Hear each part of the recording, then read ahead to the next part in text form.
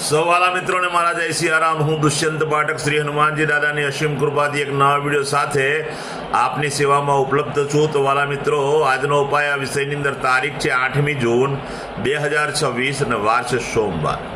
વાલા મિત્રો, પંચાંગની જો વાત કરીશ તો અધિક જ્યેષ્ઠ મહિનો ચાલી રહ્યો છે, કૃષ્ણ પક્ષ ચાલી રહ્યો છે, શતભિષા નક્ષત્ર, વિષકુંભ યોગ છે, કુંભ રાશિનો ચંદ્ર અને વૃષભ રાશિનો સૂર્ય।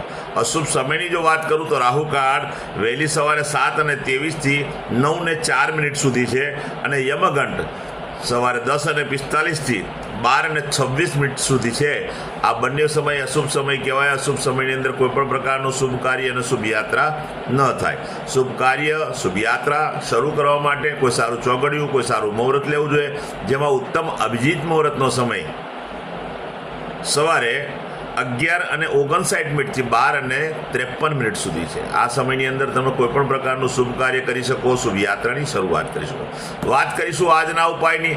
તો આજના ઉપાયની અંદર વહેલી સવારે સ્નાન કરવા બેસો ત્યારે નવાના પાણીની અંદર 5 ચમચી ગુલાબજળ પધરાવવાનું, પાણીમાં મિક્સ કરવાનું, તે જ પાણીથી તમારે નાવાનું, ચોખ્ખું પાણી ઉમેરી શકાય। સાબુ અને શેમ્પૂનો ઉપયોગ પણ કરી શકાય। સ્નાન તમારું થઈ જાય, વસ્ત્રો તમે પહેરી લો, કપડાં પહેરી લો, ત્યાર પછી તમારે દૂધનું તિલક કપાળની અંદર અને નાભી પર કરવાનું છે। દૂધનું તિલક કરી લીધા પછી સીધું સંધ્યાકાળે પશ્ચિમ દિશા તરફનું મુખ રાખી શ્રી હનુમાનજી દાદાને એક કાગભૂષણની રામાયણજીનો પાઠ અને એક તમારે હનુમાન ચાલીસાનો પાઠ દાદાને અર્પણ કરવાનો છે। ત્યાર પછી સૂતા પહેલા પોતાની જ પથારીમાં બેસવાનું, પલાઠી વાળવાની, ઓમ કૃષ્ણાય વાસુદેવાય હરે પરમાત્મને પ્રણત ક્લેશનાશાય ગોવિંદાય નમો આ મંત્ર યથાશક્તિ જપવાનો છે। આ તો આજનો ઉપાય। જે મારા વાલા મિત્રનો જન્મદિવસ 8મી જૂન 2026 સોમવારના દિવસે, તે બધા જ વાલા મિત્રો ને સૌ પ્રથમ તો જન્મદિવસની શુભકામના। શ્રી હનુમાનજી દાદા તમારી મનોકામના પૂર્ણ કરે, બલબુદ્ધિ વિદ્યા આપે અને તમારું અને તમારા પરિવારનું શ્રી હનુમાનજી દાદા રક્ષણ કરે। ઉપાયના ભાગરૂપે મેં કહ્યું તે પ્રમાણે સ્નાન, મેં કહ્યું તે પ્રમાણે દૂધનું તિલક કપાળ અને નાભી પર કરવાનું। ત્યાર પછી તમારે ગૌશાળાએ જવાનું છે। ગૌશાળાએ જઈ ગાયોની સેવા કરવાની છે। ગાયોને લીલું ઘાસનું દાન આપવાનું છે। ગાયની એક પરિક્રમા કરવાની છે। તમારે ત્યાં જે ભોજન બન્યું હોય એ ભોજન ગાયોને અર્પણ કરવાનું છે।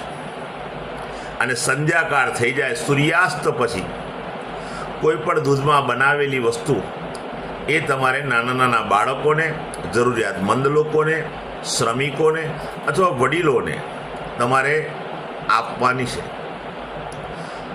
દૂધ, પૌવા, દૂધની બનાવેલી ચોકલેટ, તમને જે ઠીક લાગે તમે આપી શકો વાલા મિત્રો। ત્યાર પછી આટલું જ કરી લો એટલે તમારું આખું વર્ષ ઉત્તમ રીતે પસાર થશે। જેમની મેરેજ એનિવર્સરી 8મી જૂન 2026 સોમવારના દિવસે છે, બધા જ વાલા મિત્રોએ સવારે સ્નાન કરી વડીલોના ચરણસ્પર્શ કરી આશીર્વાદ મેળવવાના।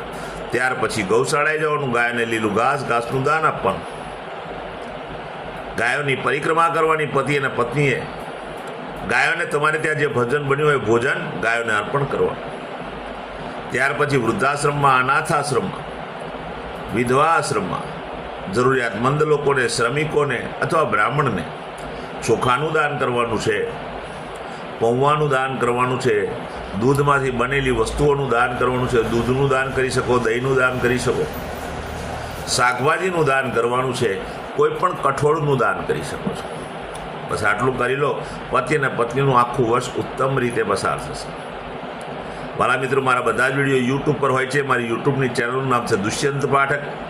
મારી ચેનલને સબસ્ક્રાઈબ અવશ્ય કરજો, બેલ આઇકન દબાવજો। જો તમે બેલ આઇકન દબાવ્યો હશે, કારણ કે હું નિયમિત એક વિડીયો મૂકું છું, તમે બેલ આઇકન દબાવ્યો હશે તો તરત જ તમને મારો વિડીયો જોવા મળી જશે, તમારા મોબાઈલ પર નોટિફિકેશન આવશે। એટલે મારી ચેનલને સબસ્ક્રાઈબ કરજો અને બેલ આઇકન અવશ્ય દબાવજો। મારું ફેસબુક અને ઇન્સ્ટાગ્રામનું પેજ, એનું નામ પણ દુષ્યંત પાઠક છે। મારા પેજને ફોલો કરજો, લાઇક કરજો અને પ્રાર્થના કરું છું મારા બધા વિડીયોને શેર અવશ્ય કરજો। કોઈ જરૂરિયાતમંદ વ્યક્તિ, સંઘર્ષમાં ફસાયેલો વ્યક્તિ એ તમારા શેર કરવાથી એ વિડીયો જોશે અને એ ઉપાય કરશે તો શ્રી ભગવાનની કૃપા એના પર પણ થશે। ફરી પણ એકવાર પ્રાર્થના કરીને કહું છું કે મારો વિડીયો એકવાર જોવાથી કે એકવાર ઉપાય કરવાથી 48 કલાકમાં રિઝલ્ટ નહીં આવે. નિયમિત મારો વિડીયો જોવો પડશે અને નિયમિત ઉપાય કરવા પડશે. ત્યારે તમારા જીવનમાં સંઘર્ષ અને દુઃખ પીડા ચિંતા ઓછું થશે. તમારા ગ્રહો બેલેન્સ થશે. નવા વિડીયો ફરીથી મળીશું. આપ સૌને મારા સીતારામ.